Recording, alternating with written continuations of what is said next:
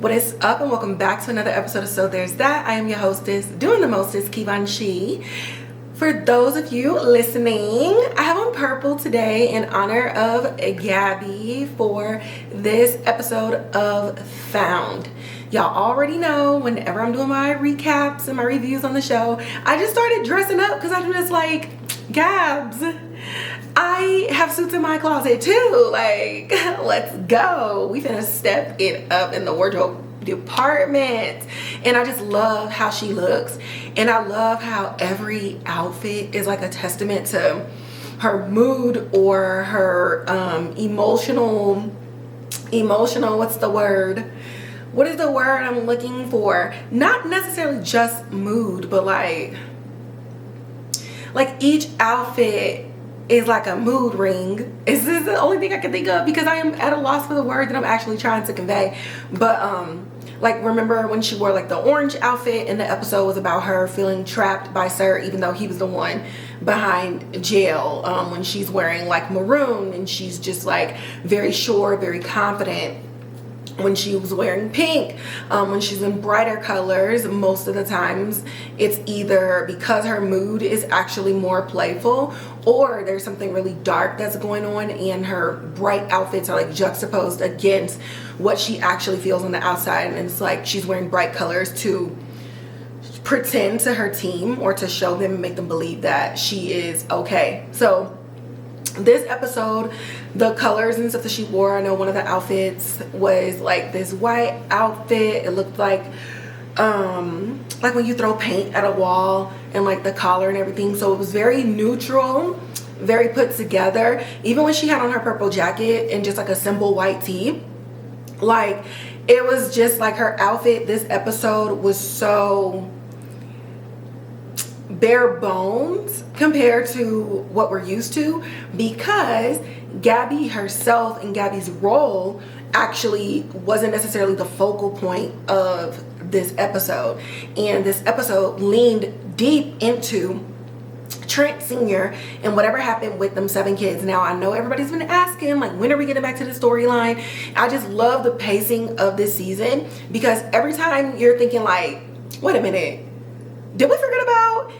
Boom, next episode, we're bringing it up. And this is a perfect time to bring it up because we already see that Sir is kind of like losing his power over Gabi. And so Sir needs to regroup and re-strategize. So while he's kind of just stunted right now, I don't know why words are failing me, but while Sir is regrouping, it's like, okay, well, what else do we focus on? And the thing we focus on is the thing that also connects Sir to Trent.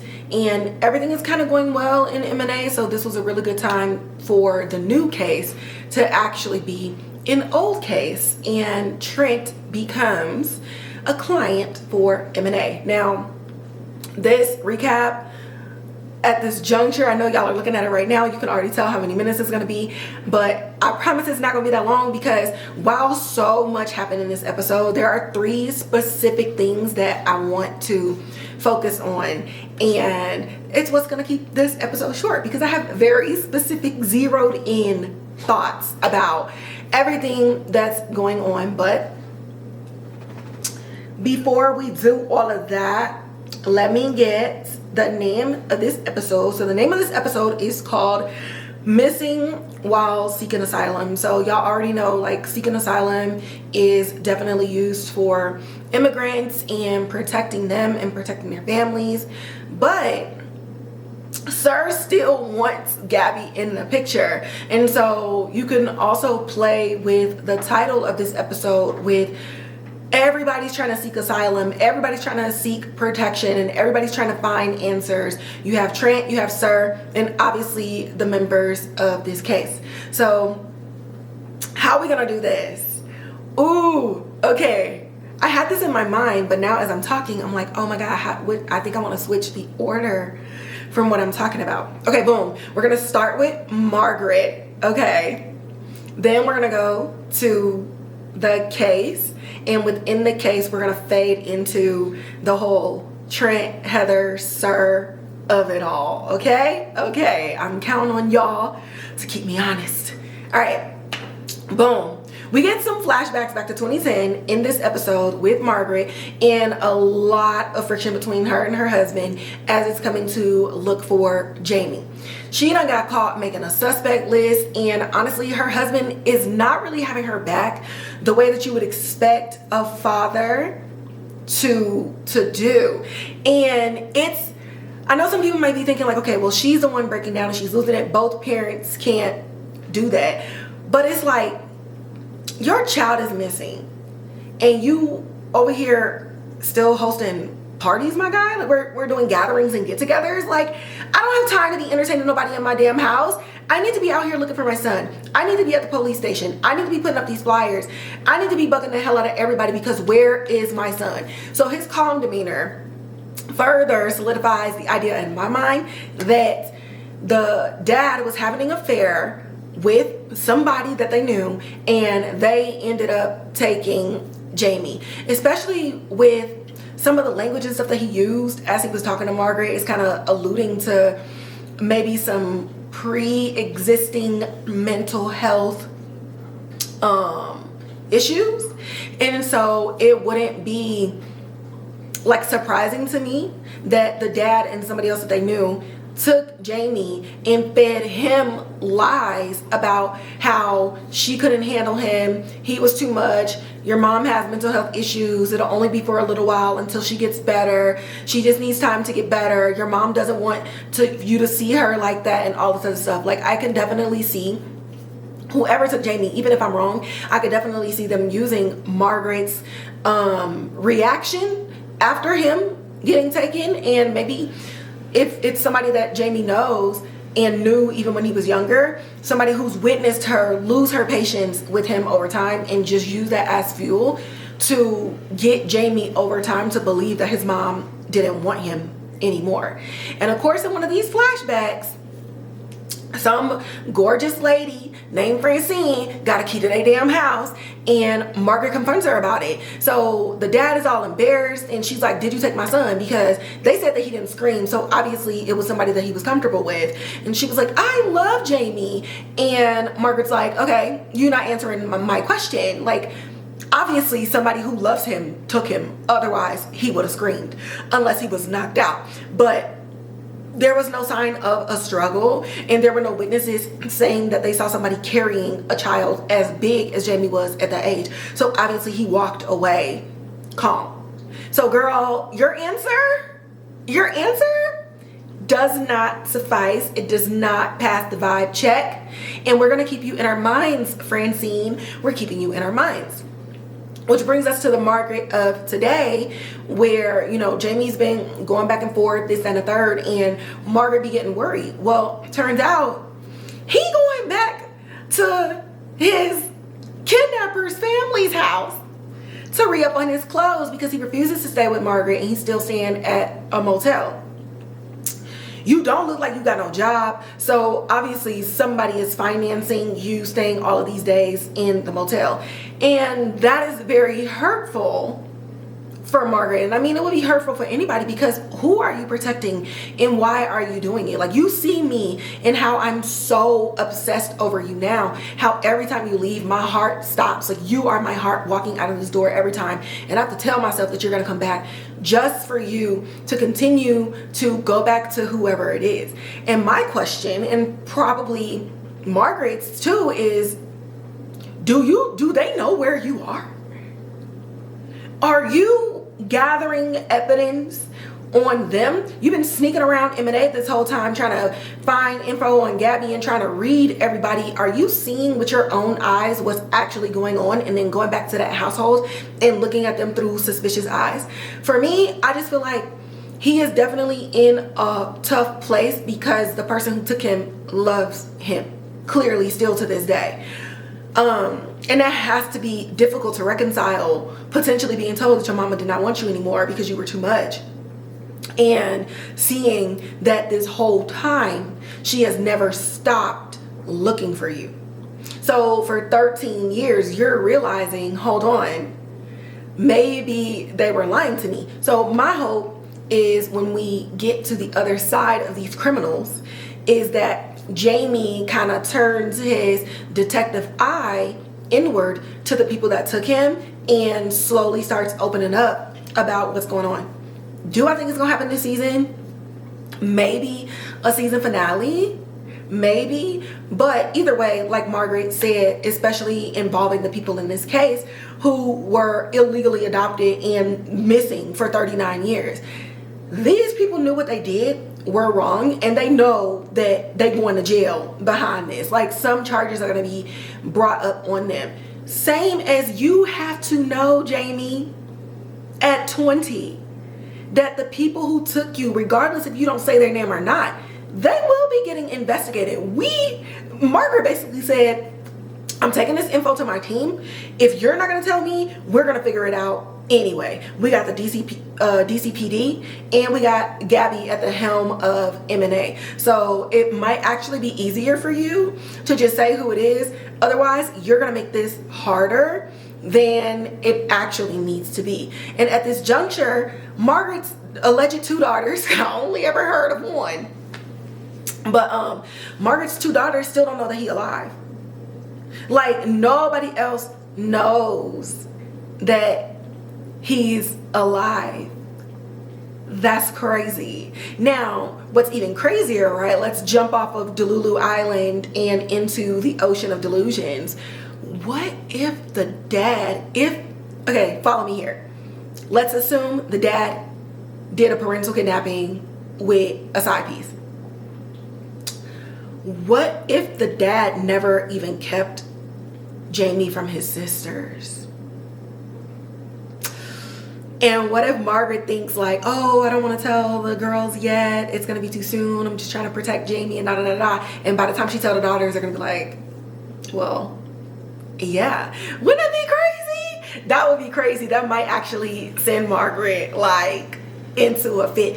I would kill everybody. But you know, we're just throwing spaghetti at a wall here, and we're just trying to see what sticks. Now, as far as the case goes, this again is one of the more heartfelt cases of the season, and it's why we got so much Margaret parallels, because you have people who were in the United States illegally, and then you have these people at this youth center taking advantage of these kids and taking advantage of their parents' status, but picking them like cherries on a tree. Oh, we're only going to get the ones that seem gifted, and then we're going to make sure that they don't go back to whatever jungle they come from. And then you're anonymously reporting them to immigration just to get them to be separate. And then you're telling them, and you're telling the families that you're illegally adopting them to feed these lies into their heads that their parents left and didn't want to take them back because they were a burden. Like, when it was found out that the lady who wrote the article, who we met at the beginning, was the one doing it with her husband, like, I don't like Trent at all. Trent Jr., I do not like him. But when he told that lady, look, you may have one foot in the grave, but I'm putting that other one in jail. Like, honestly, I would have pushed her off her walker. I would have accidentally kicked that shit from underneath her feet and been like, oops, because you deserve a broken hip while you go to prison. Like, you deserve to be even more vulnerable than you're gonna be now. Like, you sat up in their face. Now, I know like killers and stuff be lying to cops, but it's like, you sat up in their face knowing that these kids were alive. They gonna try to sit there and be like, oh well, the $10,000 that we got for the kid, and went back to the community and to the center, so that you could steal more kids. Like, I don't like ma'am, make your logic make sense, girl. Make your logic make sense. So the husband was dead, but at least somebody was able to account for this, and the emotional welcome home scene was just so powerful. It was so beautiful. And also, Mr. Dawkins got vindicated, even though bitch ass Trent Sr., after Gabi told him, you don't need to be apologizing to me or even atoning to your son. You need to go atone to that man that you was blaming for 39 years. And he was all up in his feelings or whatever. And then he ended up walking out because he's a goddamn loser. Like, I'm already eyeing you because in previous episodes, you were saying something to Gabi like, ooh, look at you. You can save yourself. Ain't you a strong one? And I wasn't liking your fucking tone. I wasn't liking your tone. And then today, you talking about, oh, why didn't you come to me or the DCPD instead of this outsider? Like, I'm sorry. Is there a little slur dip on your chip? Huh? It's giving. It's giving. It's giving. Pick a slur, any slur. Whatever it was, it's giving white superiority above everybody else. And M&A only got one white employee. Okay? So it's just like, I'm not really liking any of the stank that's coming off you. So go ahead and tuck your tail between your legs and get the fuck out my building. Okay? Scurry along. Scurry along. Now, rounding it out, speaking of Trent, okay, I've been clocked that Heather was going to be representing Sir. One of the things that kind of shows up in this is when Sir meets her for the first time. First off, why are you slicking your hair back and trying to brush your beard down with your hands? Gabi ain't coming to see you.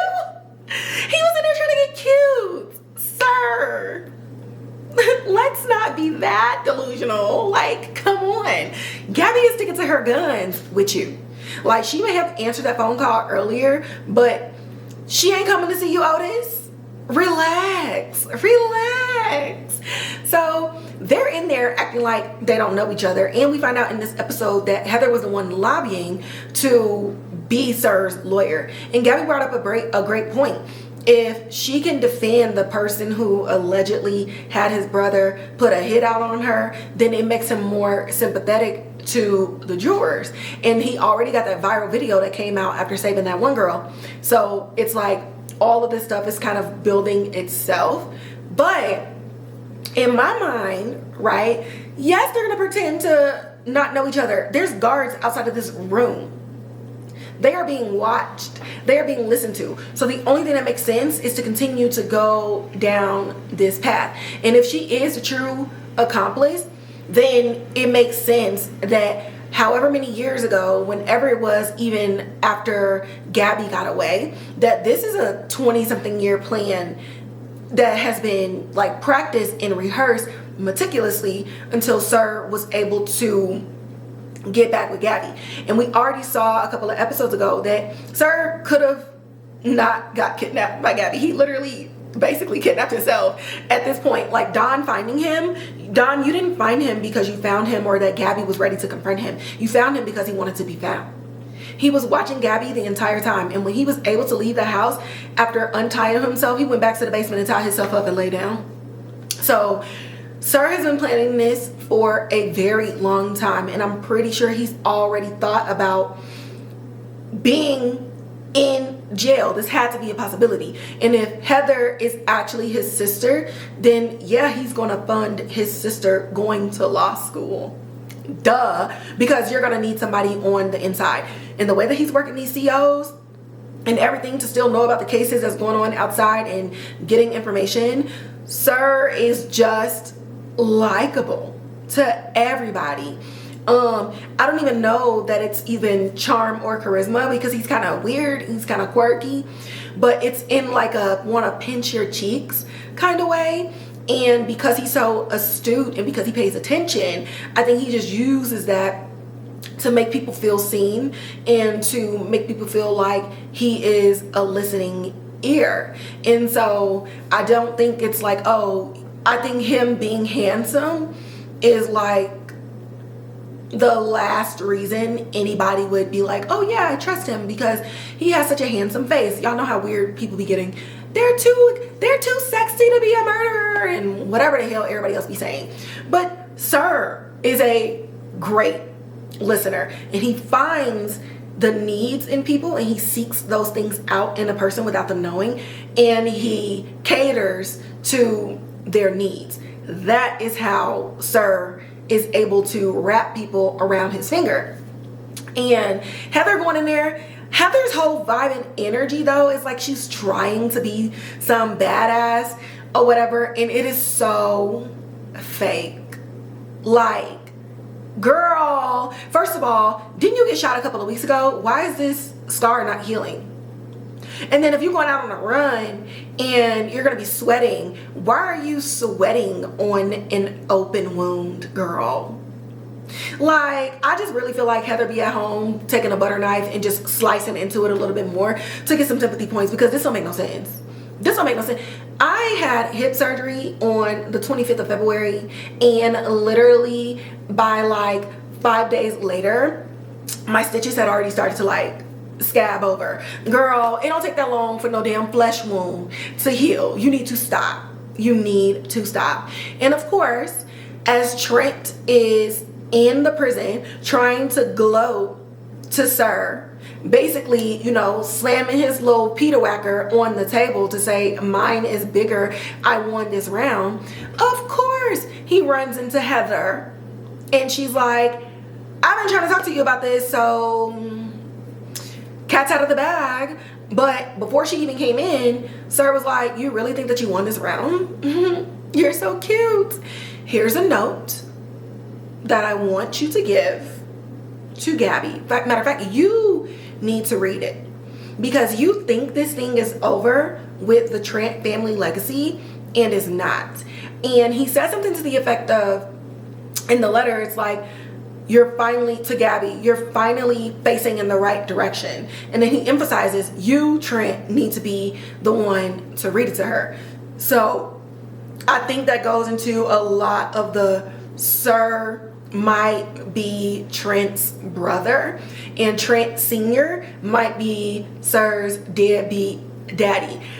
Otherwise, what else could it be? Because even though Trent Sr. is like a dick and he did terrible police work back in the day, why still dig, right? Why are we still digging? And we saw how Trent felt when Christian caught himself having like a little crush or trying to protect Gabi. Like, he don't want no other man in Gabi's life, and damn sure not nobody he's related to. So I might have to also jump on this delusion as well. But that's the best part about TV and it being fake. You can literally come up with whatever you want. It's not that deep. So like, don't be arguing and shit. Like, it's just my opinion, and if you have yours, that's great. But what does Trent do?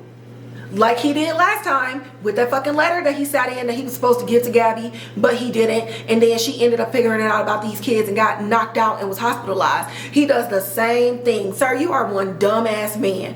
How many times you gonna do something at the same time and realize the result is always going to be that?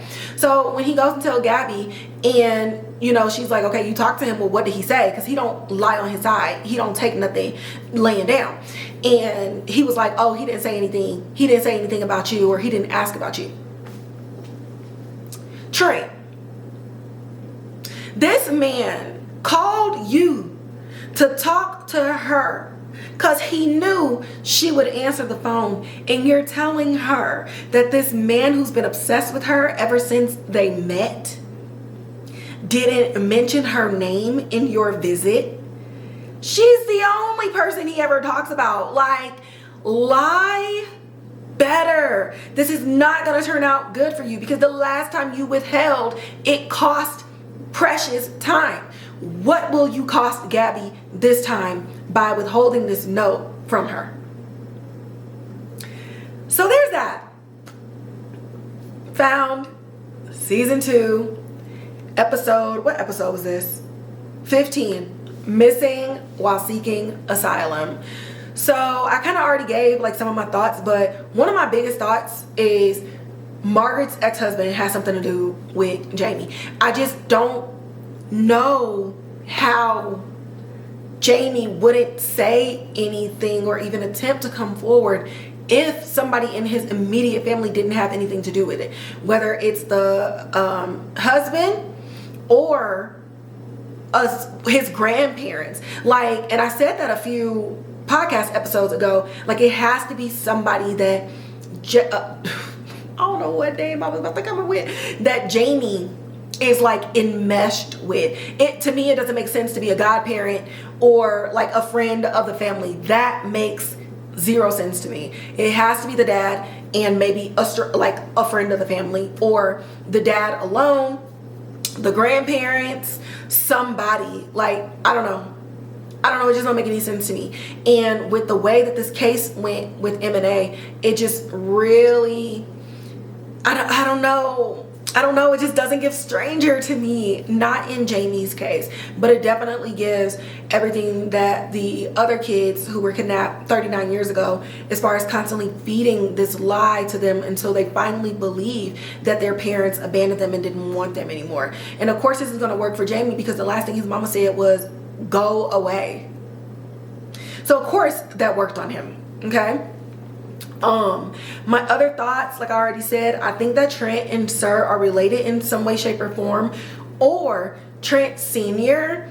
had some dealings with Sir's mom. And I know that Sir was like, it was written that Sir's the one who burned his house down and killed their mama, but I don't know. I just feel like Trent Sr. has something to do with Sir, either Sir specifically or Sir's mom, and maybe even the fire. Because why are we still going down this yellow brick road?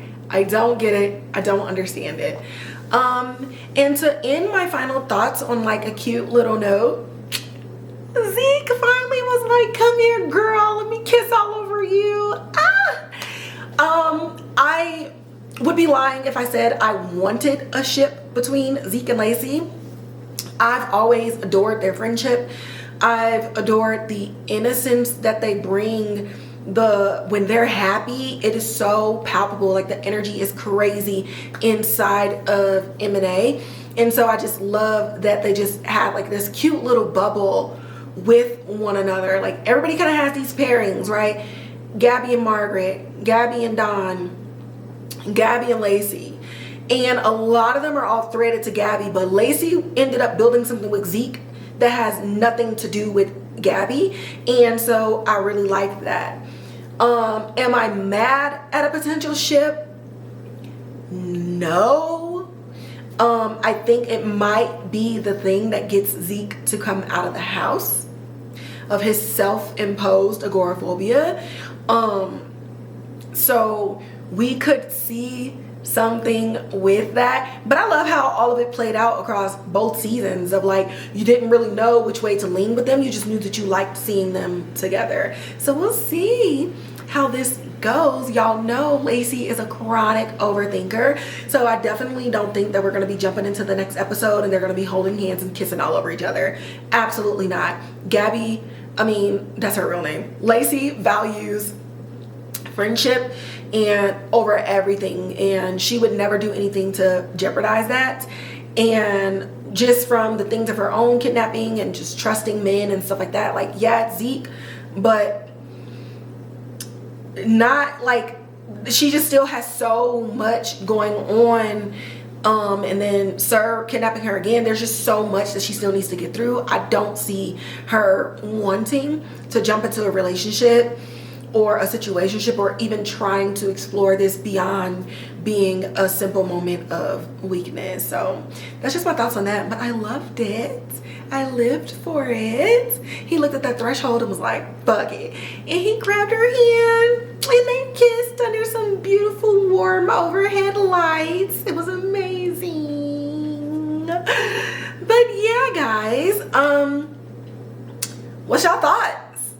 Y'all be having books up in these comments. I love it so much. I love reading every theory that y'all have about this show.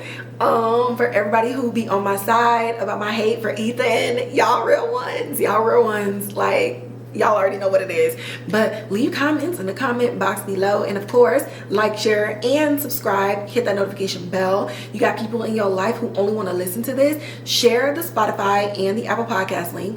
You can also find me on Instagram at So There's That Podcast, where I'm posting so many other things that have nothing to do with the episodes that I post on this podcast. And you can find me on TikTok. I'm now posting some short form content about other shows that I'm watching and other shows that I've gotten the opportunity to screen at Kivanchi over on TikTok. It's a fun time, a great community there as well. And then obviously you can find me on Twitter where I be live tweeting and I be talking about whatever be going on in my brain at Kivanshi. And with that, I'm gonna catch y'all in the next episode.